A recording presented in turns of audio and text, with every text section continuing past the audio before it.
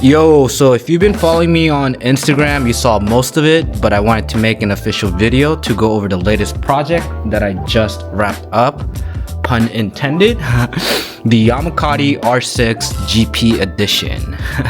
So in this video, I'll do a quick Q&A of my own, so let's just get started right away, okay? So first of all, what is this bike?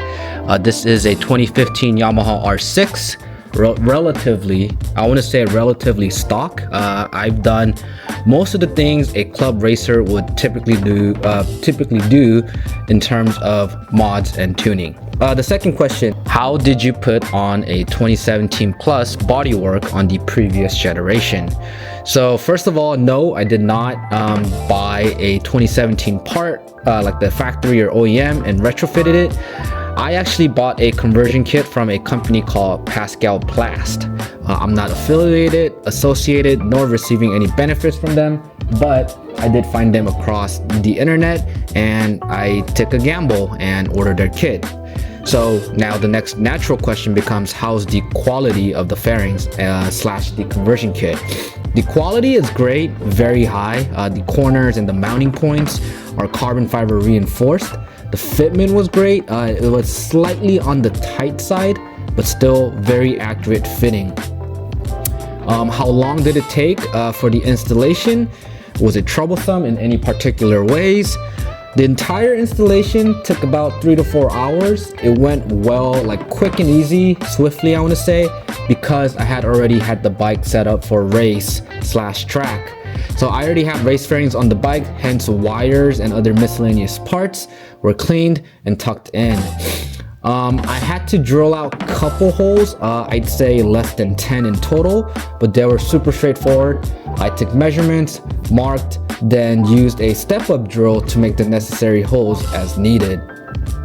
The hardest part, the quote-unquote hardest part, was marking the hole placement on side where I couldn't see the other side. I had to get creative there, but I figured it out, obviously.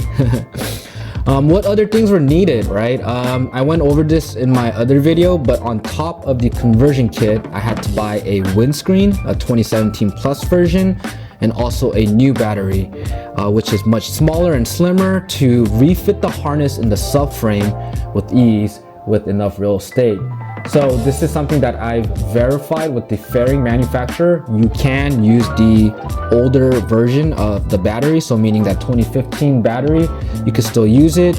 However, it could or may have potentially been too tight in the newer or newly, I guess, redesigned subframe for the 2017 fairing.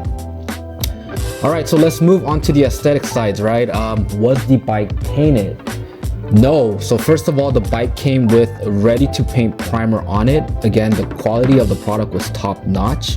Because the surface was so nice, my friend offered to vinyl wrap the fairings for me, and personally I think it came out super freaking great. Like I think it's very like near to perfect. It almost looks like paint. Honestly, it looks like paint.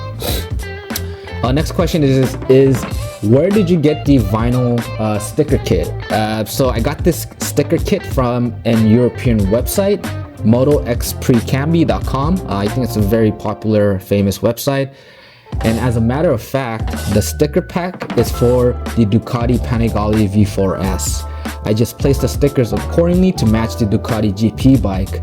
So if you're curious about the right sticker pack, like I myself didn't even get the proper pack. I think this will be a popular question and also maybe a controversial one.